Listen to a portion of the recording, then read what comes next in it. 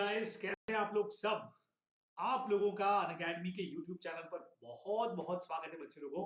बहुत बहुत स्वागत है। और आज की हमारी खास ये जो मुलाकात है ये बहुत ही खास बात के लिए है। लेकिन उससे पहले बच्चों आप लोगों को मैं ये बता दूं कि हम लोग मिलते हैं अनअकैडमी के 3 प्लेटफॉर्म के ऊपर, यानी कि आपके साथ अभी मैं यूट्यूब पर हूं, उसके अलावा स्पेशल क्लास में, और आप हमारे साथ में आ सकते हैं अनअकैडमी के सब्सक्रिप्शन को लेकर के हमारे प्लस कोर्स में, जहां हम करने वाले हैं बहुत बहुत बहुत जबरदस्त वाली स्टडी सीए इंटरमीडिएट की। और जहां अगर आप मेरे कोड का इस्तेमाल करते हैं JYSH, जैसा आप लोग देख रहे हैं कैपिटल में, तो आपको मिलता है 10% का डिस्काउंट भी।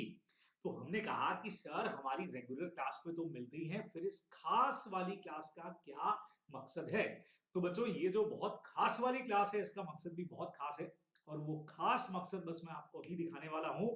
यानी कि हम लोग बात करने वाले हैं कुछ बहुत ही छोटे छोटे टॉपिक्स को लेकर के, जिनको लेकर के आप लोग कई बार हो जाते हैं बहुत कंफ्यूज। तो इन सारे कंफ्यूजन के लिए बहुत छोटा सा कह सकते हो कैप्सूल आप लोगों के लिए है, एकदम छोटा सा, बिल्कुल छोटा सा वीडियो, जिससे आप टू दी पॉइंट समझ सके कि आखिर इन टॉपिक्स के अंदर क्या लिखा है। और आज की हमारी क्लास का जो खास टॉपिक है बच्चों, वो है difference between independence of mind and independence of appearance. जब भी आप ऐसे 200 को पढ़ते हैं तो ये दो वर्ड आपके सामने बहुत निकल करके आते हैं कि ऑडिटर मस्ट बी इंडिपेंडेंट। और ऐसा इंडिपेंडेंसी दो चीजों को लेकर के हो सकता है बच्चों, एक हमारा independence of mind as well as independence in appearance. तो आइए इन दोनों चीजों को समझते हैं। भाई माइंड का मतलब हो गया दिमाग, यानी कि दिमाग, और अपीयरेंस का मतलब आप कैसे दिख रहे हो।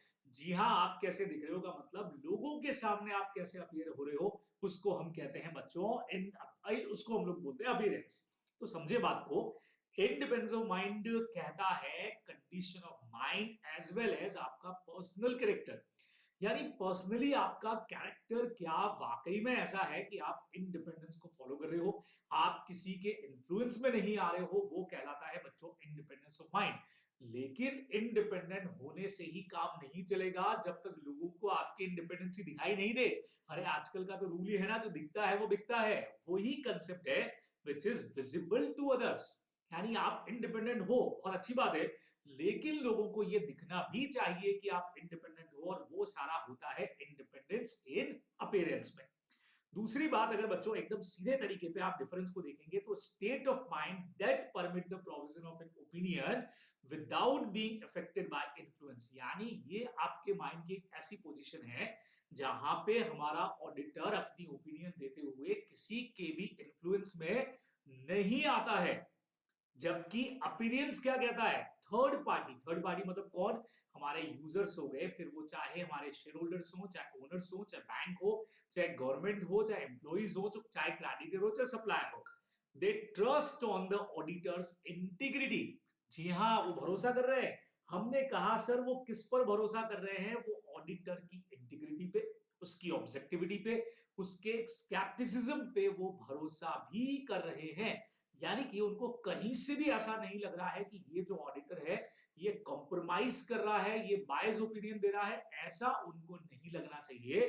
उनको उस ऑडिटर पर भरोसा होना चाहिए। उसी को हम कहते हैं कि इंडिपेंडेंस इन अपीयरेंस, यानी कि independence exact exist in fact, यानी कि रियली में ये एग्जिस्ट होनी चाहिए।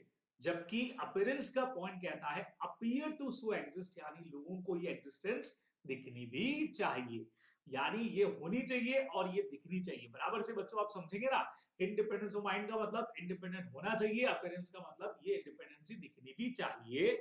और इंडिपेंडेंस ऑफ माइंड बच्चों प्योरली कनेक्ट करती है आपके माइंड सेट से। जी हाँ, यानी जो ऊपर अपने पढ़ा था आपका इंडिविजुअल कैरेक्टर, आपका दिमाग, आपका माइंडसेट, जो आपको कहता है कि आपको इंडिपेंडेंट रहना है।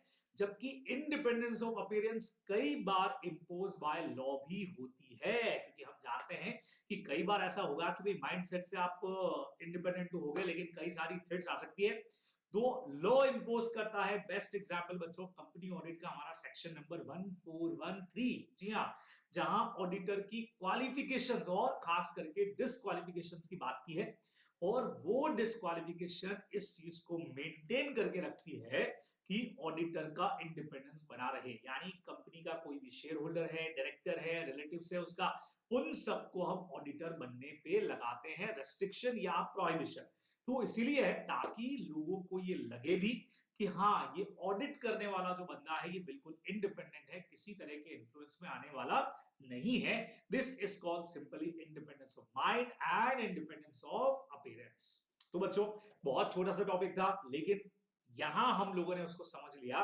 तो मेरे ख्याल से अब ये क्वेश्चन अगर एग्जाम में आता है या इस टॉपिक को आप जब भी सुनते हैं तो कहीं पे कोई गड़बड़ होने के चांसेस नहीं है, बेहतर तरीके से आप इसको समझ गए होंगे। और अगर समझ गए हैं तो बस इस वीडियो को लाइक करिएगा, चैनल को सब्सक्राइब करिएगा और ज्यादा से ज्यादा बच्चों आप लोगों को करना है शेयर।